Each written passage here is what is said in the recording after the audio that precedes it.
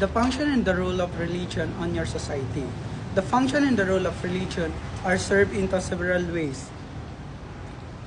Give meaning and purpose to life. Religion provides meaning and purpose in life, helping people understand the mysteries of life and death even today's scientific age. Reinforcing social unity and stability. Religion enhances social stability by providing shared communal worship, fostering social unity and cohesion.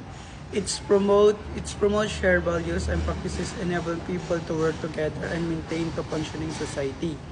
Serving as an agent of social control of behavior,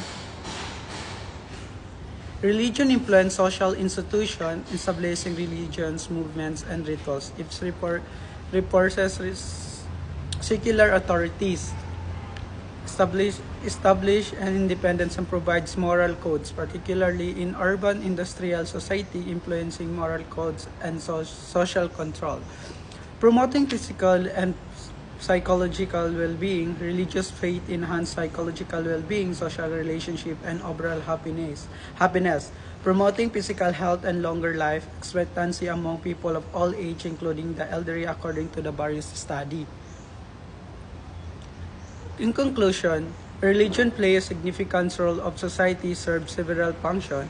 It gives social unity and stability, serve as agent of social control, promotes psychology and physical well-being. That's all. Thank you.